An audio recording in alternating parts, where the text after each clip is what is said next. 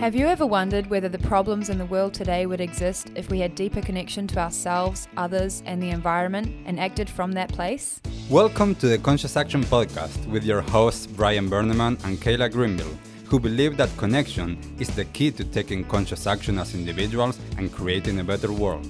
We are here to raise awareness and inspire meaningful action by sharing stories, knowledge, and conversations with thought leaders and change makers. From sustainability to well-being and everything related to conscious living, our mission is to empower you to be the change that you want to see in the world. Welcome everyone to a new episode of the Conscious Action Podcast. I am Brian Berneman, your host, and for this episode I have the pleasure to be joined by Sophie Handford. Thank you, Sophie, so much for being here with us, taking the time on your super busy schedule. And for everyone that doesn't know you yet, can you please introduce yourself? Sure. I feel like by the end of this, you'll probably know a lot more about me, but to introduce, my name's Sophie. I'm 20 years old and I live in Kāpiti. For those of you who don't know where Kāpiti is, it's a small seaside village just an hour north of the capital city, Wellington, and an amazing community vibe that we've got going on here. Also one of the highest per capita green voting towns or villages in the entire country. So right from when I was born, Kāpiti is where I was born, environmental values have kind of been instilled in me also through what my dad does as a job. He's an environmental and sustainable land use consultant. So I've always been out, hiking and planting trees since the age of about 2 or 3, as soon as I could walk. And that's kind of, for me, the foundation of what I'm doing now. So I've carried that with me right through primary school, through high school, and have always been quite curious. And so I remember when I was around 12 and my mum and dad got a letter in the mail from our local council saying that, as I mentioned, Kāpiti is a seaside village, that in 50 years or so, our house could be quite significantly impacted by sea level rise. And I remember asking lots of questions because they were huddled around this letter like, oh my goodness, and quite concerned about what this meant because we just built this house that I currently live in. And I started asking more and more questions and obviously having a concern for our planet and our environment since a young age, and then realising that us as humans were causing this crisis that was going to then impact on sea levels, which would then impact in turn on people like myself who live close to the beach, but they're actually also people who don't just live close to the beach, like their whole entire world is surrounded by a beach, like you think of the Pacific Islands. And so I was like, well, what can I do? So ever since I was 12, and that moment of being really curious, asking questions, being a bit freaked out, and my parents kind of empowering me with the tools and the knowledge and the understanding of what climate change is, but also some of the things that they thought I could do about it. But then I took initiative and invited our local member of parliament at the time to speak to my primary school class in year 8. And I remember asking him, so what are you going to do to fix climate change? And I was this 12-year-old kid, and he said something along the lines of, well, that's not my portfolio. And I thought, well, how is that not your portfolio? We share this planet, and actually no matter whether you're an MP, whether you're your average person walking down the street, like we all have a responsibility to protect this planet. So actually it's everyone's portfolio, no matter whether you're an MP or you're not. And so I went to high school and I was like, okay, I'm going to get involved in eco action group. Got involved and was involved right through high school. And then when I graduated high school, I kind of had the same philosophy that I've carried right through of thinking, well, I need to ask questions and I need to get myself into a position where I can do something that I feel has purpose. So I thought, well, I don't feel like at this very moment in time going to university for me has purpose, and for other people it probably will, but just at that point in time for me it didn't. So I thought, well, okay, I had seen what was happening globally with the school strike for climate and thought, well, maybe there's an opportunity for something like that in New Zealand. So pulled together a few people and we got that up and running. Had 3 strikes in 2019, and the first 2 mobilized 40,000 people, and then in September we mobilized 170,000 people across the country, and then kind of all while that was going, I decided to run for council because I thought, okay, I just need to use every opportunity I possibly can to speak for our planet, especially in places where it doesn't have a voice, and around council tables where the majority of people are a lot older than myself and a lot older than actually most of our population, or they represent the upper end in terms of the age spectrum. And I just thought, well, maybe I should give it a crack, and ended up getting elected to council. So I was kind of running my council campaign alongside coordinating these strikes with amazing people from all around the country, just most incredible friends. And then, got elected to council. And so I'm now a Kāpiti Coast District Councillor, and working also for our local Member of Parliament, Teresa Ngobi, who's the first Pacifica woman, first person of colour to ever hold the Ōtaki electorate seat. So I helped to campaign for her last year. I was her assistant campaign manager alongside one of my friends, and following that we both applied for jobs in her office and both got the jobs, and so now I'm working part-time doing that role and part-time in council, still trying to carry that same philosophy of our planet and our people needing to be at the centre of everything we do, and knowing that every single person on this earth has a responsibility to our planet as it's the home that we share, but also to our next generation, to do what we can, and that our environment is just something that I love so deeply, and that's been instilled in me since I was very young. So that's a bit about me and kind of the journey to where I am today. Yes, that's incredible. I just wanted to take a moment because, like, for me, and I mean, I consider myself young, yet like I'm on the upper end of the young people, and it's so inspiring to see people like you, that you're actually taking action and you're doing things, and you're not paralyzed or you're not apathetic to what's happening. You're actually seeing what's there and be like, okay, what can I do? And as you were saying, taking every opportunity. And you are, like, for me, you're inspiring also others, and it's incredible. So I just wanted to take a moment before continuing to say that, because it's so incredible. Thank you. I appreciate that a lot. And there are so many people that inspire me in that same way. So it's very much like I'm standing on the shoulders of giants and standing on off the back of so much activism that's allowed people like me to be able to do this kind of thing, and created the space for voices like mine and for so many other young people and people who are passionate about climate justice. And so I see it as very much like a massive movement of 170,000, and I'm just one of those people. But it's very inspiring to be a part of. I just it's like a massive wave, I think, that we're seeing at the moment too. So to be a part of the time in history where that wave has started and is growing, and that we have, as young people, the opportunity to be at the forefront of that is quite exciting. So yes, wonderful. And I just wanted to explore a little bit about that you were just saying. So we've been having for the last 50, 60 years, actually, like conversations around like climate change actually exist, and then all of these things that we are not doing anything. And now for the last few years, the younger generations have been like, okay, we are actually going to be here for a long time, and having people like Greta like coming out and being a face of the movement and everything. How does it for you fit in with like young generation energy and young generation connection with internet, and getting that sense of like, as well, like if we don't do anything, like we are going to get most of the problem? Yeah, I think that's a huge reason actually why we've seen young people kind of mobilize so strongly and collectively around this, is because we've realized that we have such a big stake in whether there is action or there's not, like whether there is action and whether that action is transformational enough, whether that action is used as an opportunity to create justice in so many other areas of our society, not only our environmental situation, but also our kind of social situation, economic situation, our situation in relation to our indigenous peoples.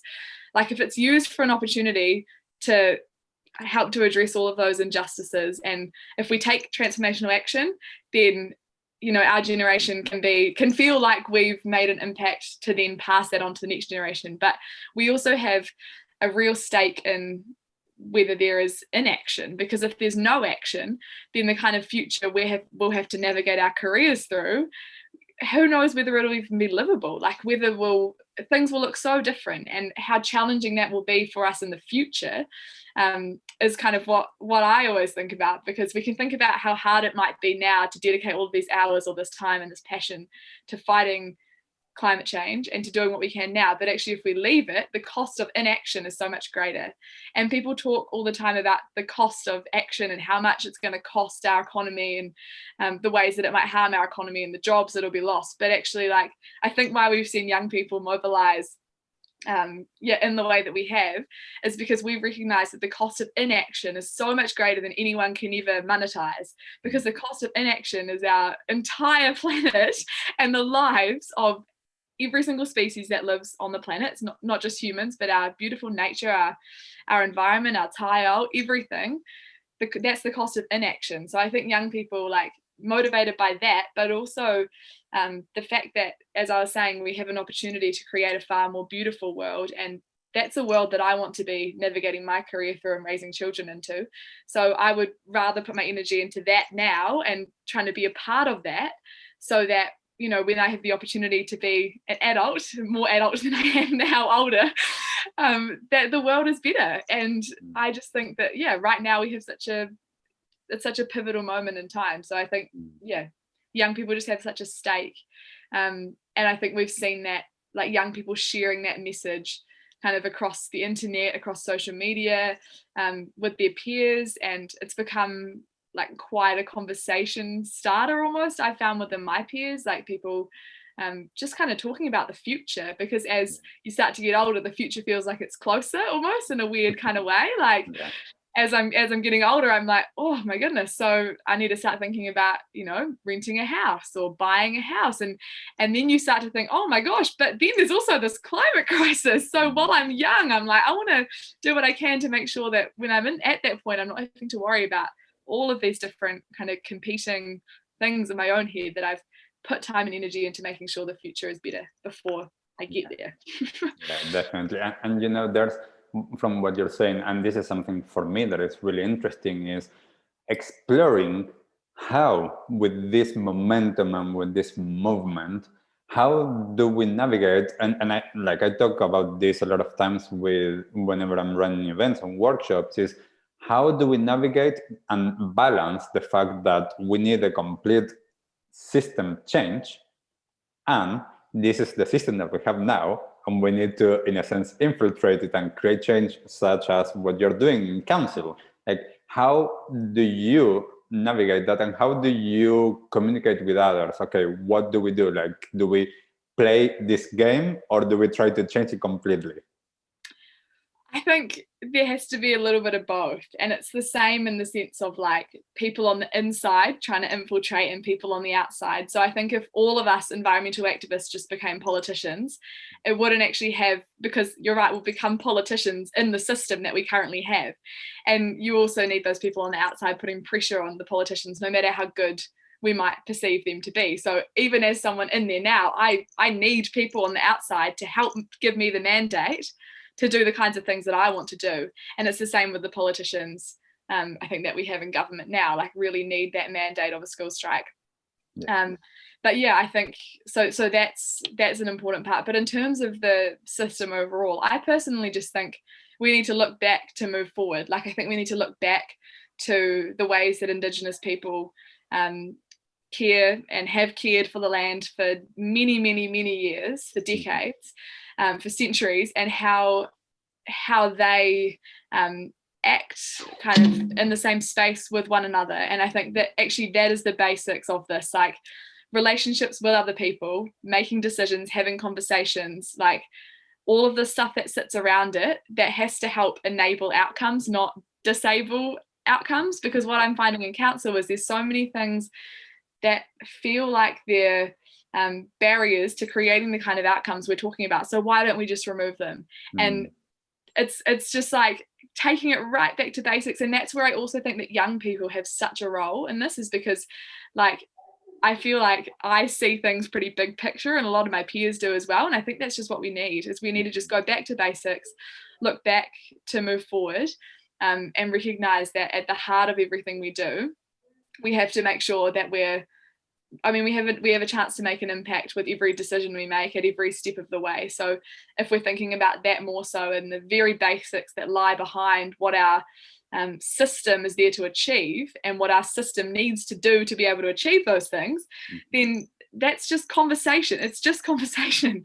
And so if there's conversation and dialogue that's happening in a positive way for outcomes, then we're fine. But if it's within too much of a structure that prevents that dialogue from even happening, that's also what I find at council, is we're having conversations, but not about the things that we need to be having conversations about, because the other things just get like cut off at the knees because someone over here doesn't want that conversation to happen, but we just need to be like talking, and not only talking, but actually being able to make things happen.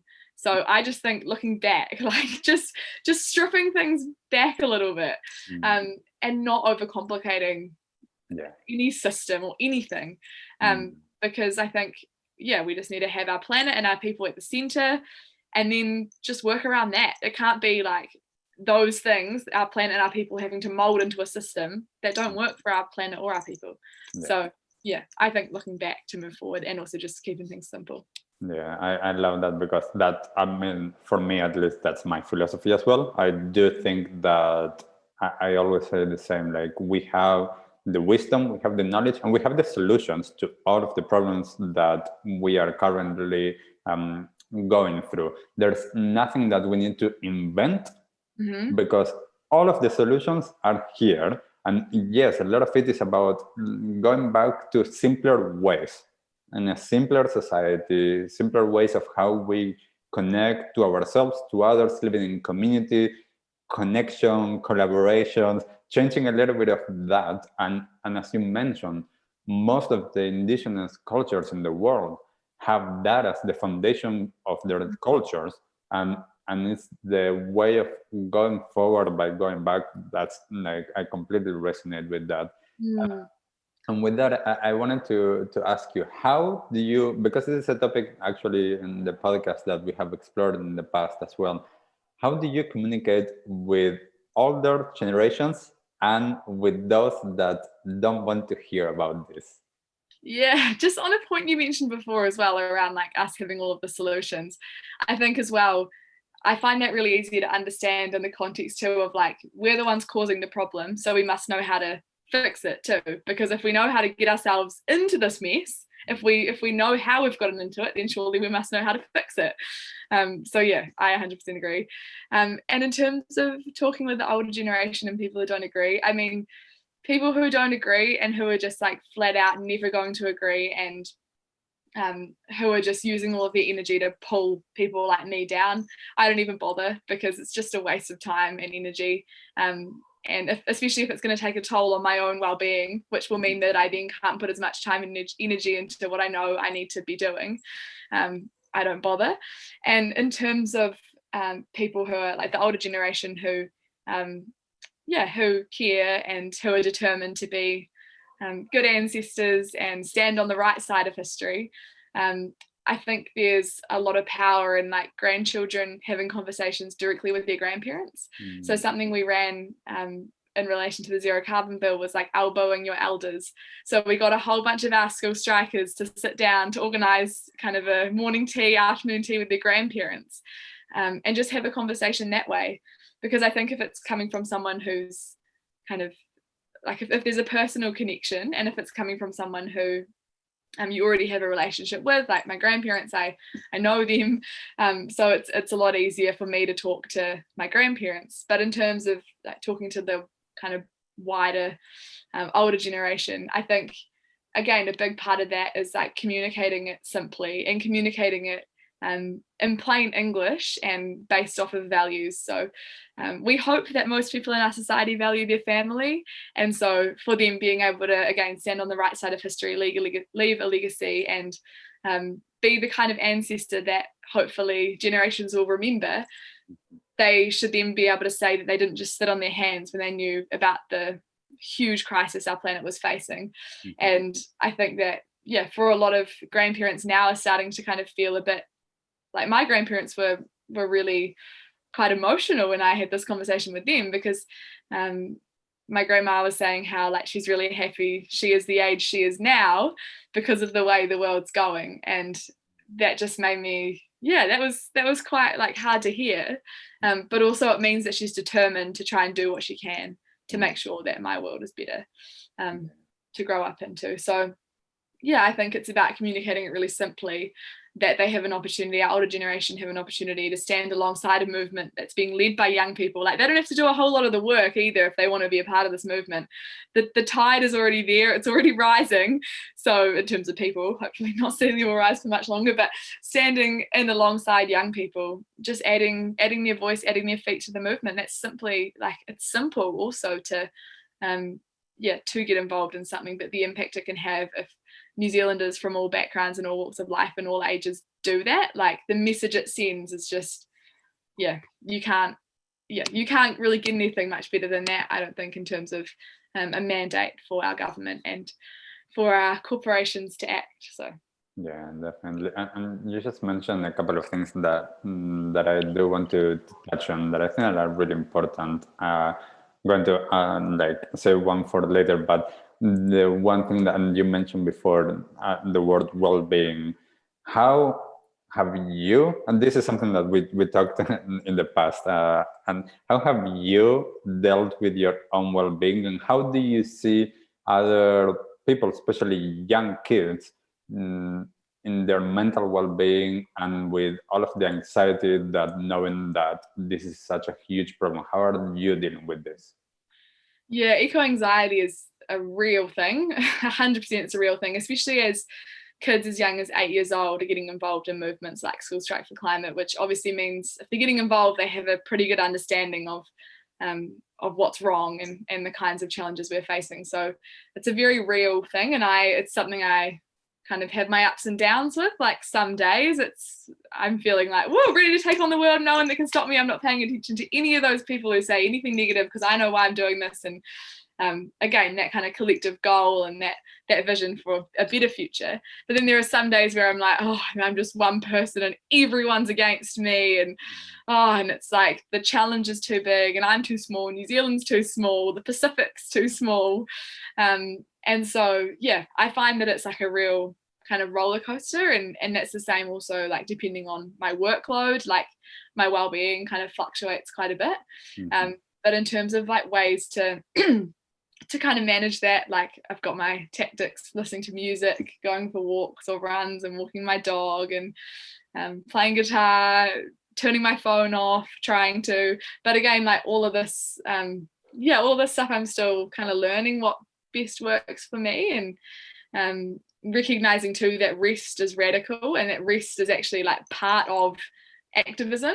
Mm-hmm. Like, activism doesn't just have to be constantly on the grind or constantly doing what you think you need to do, like, because I feel like that's a big problem, is people feeling guilty for taking time out of focusing on what their cope-up is, or their kind of passion is, or their mission. So I'm trying to remind myself that by resting, I'm contributing to what I'm trying to achieve, which is really hard to train your brain to think that way, though, because you feel so unproductive. But I just have to remind myself that I am being productive. I just won't see it until maybe in a few weeks' time, where I don't feel as tired as I would have if I hadn't have rested. So definitely, it's a real thing, and I think it'll only increase. So we need to develop ways of being able to support each other and helping people to develop tools to keep the well-being in check. Yeah, and this is something that I'm super passionate about, because I know in my own life how I was able to deal with this, and how I was able to help so many people in dealing with this. And I'm trying to see, okay, how can I do more? Because I do know this, as you were mentioning, eco-anxiety is on the rise, and I can see more and more younger kids and even people my age actually being completely anxious, depressed, even suicidal.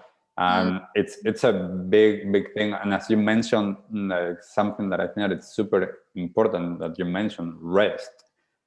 getting the understanding as well. And sometimes for this, it's good to also do sometimes some research into activists and seeing how long actually can activists go for without that stuff, without that rest, and seeing like, okay, if I actually take the time and take care of myself, I can do this for a longer time. I can be more efficient and productive in what I'm doing for myself and for the message that I'm trying to impart. So I do think that this is such a big thing, and it is going to have a huge impact as well on who can carry on doing this. Exactly. Out of interest, what was the kind of time for how long people could be, well, how long like the average activist could go on without? Out of interest, like, did you do some research on that? Or I've been like, I don't have specific times. I've just been researching the last few years and seeing how long people that are hardcore activists have been going. And most of the hardcore activists don't last more than a few months on going hardcore. Like, it's kind of like they go, and then you see that they disappear for a year or two. And it's like, okay. And then there's the ones that, you know, that they were able to maintain a little bit more, but they continue, but not going full on. Yet, like, from the outside, it still seems like it's full on, because if you do stuff online and you're posting and everything and you're going to the media, you're going to be top of mind for everyone. Yet you might be able to take care of yourself. True. Yeah. Interesting. Yeah. So I think, you know, it's fascinating to see also how each person works, because some people have a lot more energy and can go for a much longer time than others. So understanding ourselves is really important with that. And I just wanted to like slightly change direction, because, and this is another topic that you mentioned before, and I do think this is something really important all of the time, that the conversation sometimes of climate change is about what's going to happen in the future. And I see, and you touched on this before, there's some things that are happening now, especially for the island, especially in the Pacific and other places in the world. This, as you mentioned, this is what I wanted to touch on, is the aspect that doesn't have to do so much perhaps with the climate, but with justice in general, social justice, as well as environmental justice. I wonder if you can expand a little bit on your thoughts on that. Yeah, I think this is where we start to see the intersections between, you know, climate justice, social justice. I mean, all of these different things intersect, and it's the easiest way to kind of communicate that and see that is based on what's happening now. So, for example, if like a population of people is drowning, to be able to reflect our responsibility of being socially just, we would help those people. And that's also climate justice, and that's happening right now, where people are having to, you know, leave their homelands. We've already got climate refugees. We're already seeing extinctions of species that we, you know, didn't think we would, especially right now, and we're already seeing, you know, glaciers breaking in north of India and the Himalayas. Only a week or so ago, there was a big piece of ice broke off one of the glaciers there and caused, I think it was 9 people to pass away, or maybe more now, and 140 people were still missing when I last checked. So all of these things can be attributed back to global warming, to climate change. So I think, yeah, there's definitely things to point to right now in terms of the impacts, and even just the fact that last summer was the hottest summer on record for New Zealand, and we're seeing a real shift in kind of weather day to day. Like, we had a really hot day 2 days ago, and now it's, you know, a bit colder, and it was raining this morning, and now it's sunny. And so all of these things that maybe aren't necessarily connected, or some people don't make that link. They are connected, but some people don't make that link in their own head. And I think that this is when we start to see again that social justice and environmental justice, because climate, like more increasingly, events caused by global warming and caused by the pollution that we're putting out into the atmosphere will create events that will put humans at risk. And so if we're if we're not willing to like create a resilient society now and create climate justice now, then we'll have to when people's lives start to be seriously put at risk, and they already are. But what worries me is that we won't see that kind of social justice, environmental justice link until it's too late.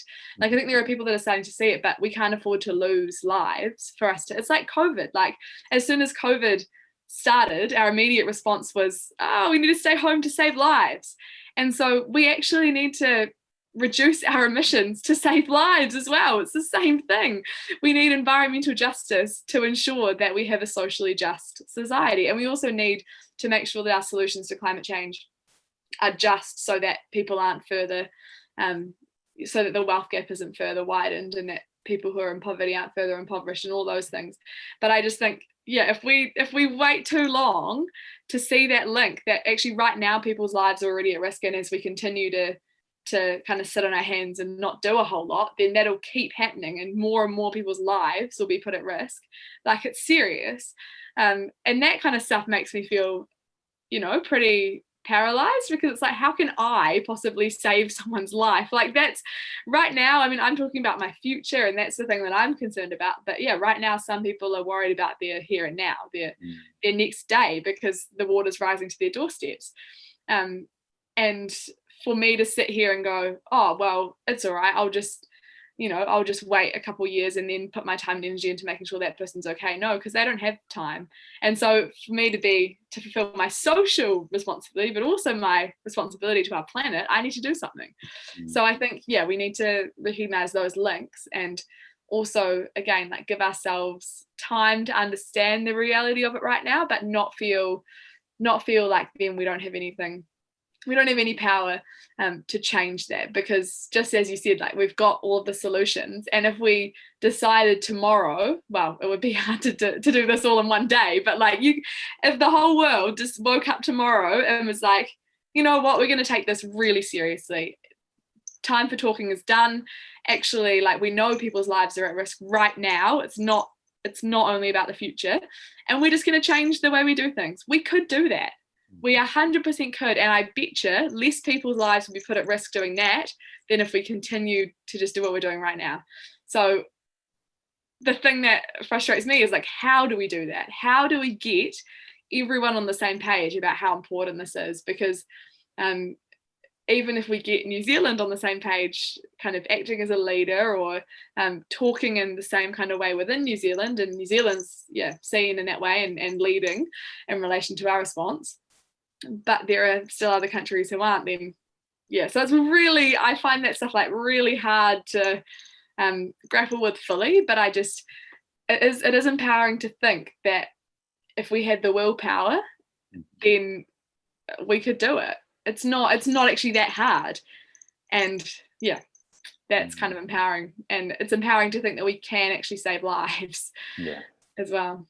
It's such interesting topics that you touched on, and like, one of the things for me, it's as you touched on before, it's having conversations, learning what's going on with other people, learning what's going on with other cultures, and not just being here, and understanding as well that balance and the relationship between the what can I do as me, as Brian here, I'm living in New Zealand, and this entire world needs to come together, and understanding that, okay, like, I can do my part, and all that I can do is do my part, and my part is going to be different than your part or anybody else's part, yet I can do that, and not being discouraged when I don't see that the entire world is not coming together and deciding that this is priority. Because I do think, even in the face of something like COVID, that it seemed like the entire world was affected and the entire world shut down, kind of like, actually that didn't happen. Like, different countries decided to do things differently. So what my role is to do what I believe that is right, based on what are my values and the information, like, not just blindly doing whatever. It's kind of like that's making me imagine like a puzzle, like, and every piece of a puzzle looks slightly different. Like every piece of a puzzle has slightly different colors or slightly different part of the picture. And some pieces of puzzles are bigger than others. And so I guess that can kind of represent it as well. Like you can have a puzzle that's made up of, really, really small pieces, or you can have a puzzle that has really big pieces and they all look different, and that represents like different people's roles, but also like the size of different people's roles as well. Because if individuals, we feel solely responsible for causing this climate crisis, we're actually not. I am not responsible. Well, I have a responsibility to fix it, but I'm not. I would never accept responsibility for causing the climate crisis. Obviously, there are actions that I take that contribute, but it's the people who are emitting levels of CO2 and whose farming practices are causing massive amounts of pollution that are the ones that we really need to pull finger, because then it makes it also easier for us as individuals to do our part. So it's like we also need to not feel guilty for being the sole causes, but just that, like with each decision we make, we can have a positive impact. So reframing it as like, thinking about the kind of positive impact we can make, and not necessarily about like us being like either of us two being like, I'm not going to be like, Brian, you caused climate change, because how is that going to empower you to do something about it? But if I'm like, Brian, with every decision you make, you have the power to make the world better, wouldn't you want to make the world better? Yeah. So, yeah. That's amazing. And I'm so pumped, because I also have so many questions for you, but I also know that you're busy with all of your work. So I just want to get to a last few questions before we need to wrap up, and potentially have another conversation sometime in the near future. The first question is, what is one resource that you will recommend people, whether that is a book, documentary, a website, where people can go to learn more? I would, right now, I would check out the Climate Change Commission's draft advice to the New Zealand government, because actually in there, it's very solutions focused, because I could recommend, places where you could look up like the kind of situation our world is in. But I think at the moment, most people are aware that climate change is a crisis and that it's bad, and actually like reading about some of the things we can do to solve it are really important. So I would actually go onto the Climate Change Commission's website. What I'd also do is start to follow on social media groups like School Strike for Climate, who are posting simplified versions of reports like that, and who are also sharing links to important bits of research and projects that MFE are working on, all those kinds of things. So follow School Strike for Climate, the Pacific Climate Warriors, Te Ara Whatu, an indigenous youth climate group, For the Culture, who are another incredible climate justice group based in South Auckland. And so groups like that are sharing kind of different resources from their own unique perspectives. So I would just say, like, check out all of them and follow them, and make sure that all of their stuff is embedded in what you're looking at every day, because a lot of it isn't necessarily the doom and gloom. It is the solutions focused stuff, because I think a lot of people in New Zealand now are recognizing that, we need to take action, but the debate is how fast and what kind of action. So I think, offering up those kinds of visions for what the world could be like is really a good place to start. So that would be what I'd say to that question. Cool. And in terms of the action, if you only have one thing that you need to give, like one tip, what would that be? As in like ways for people to do their part? Or I would say, honestly, just talking about this.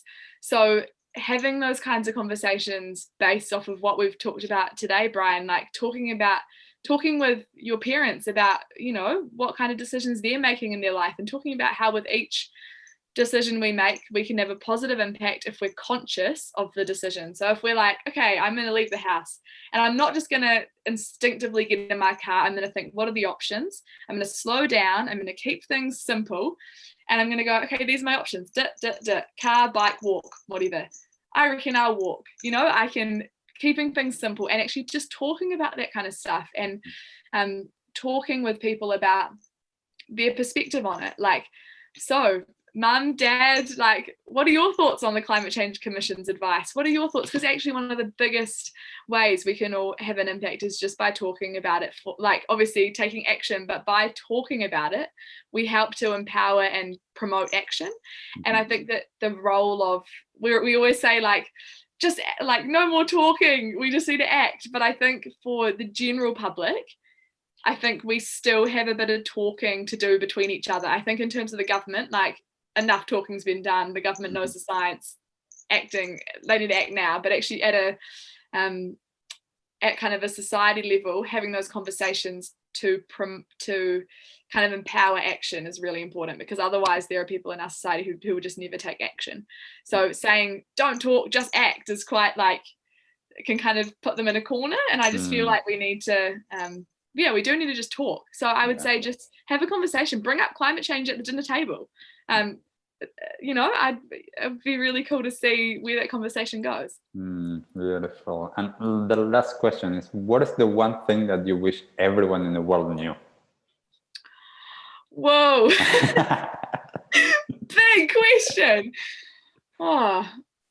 See, the thing is with this, I feel like if I was to say the one thing in the world I wish everyone knew, I feel like it would be something that everyone already knows, but did they forget?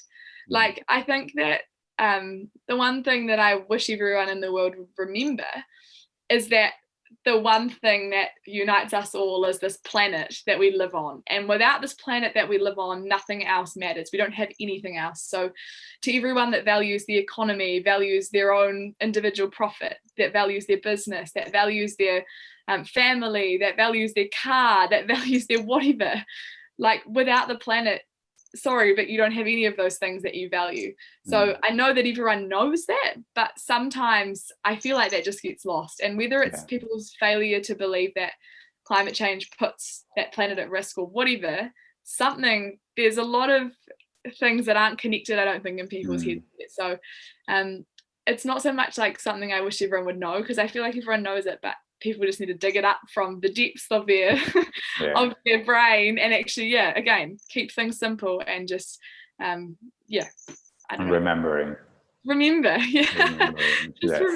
Definitely. And lastly, Sophie, how can people follow you or find you or connect with you?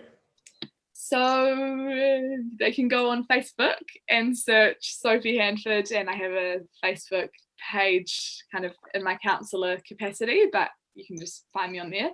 And Instagram, my Instagram username, I'm just trying to remember it, is Sophie_Handford. And if you search my name on the internet as well, I have a website that my amazing friends set up for my council campaign, and they just keep updating it. So I've got a whole bunch of stuff on there that my friends are just populating with stuff. So and that's got my email address on it too.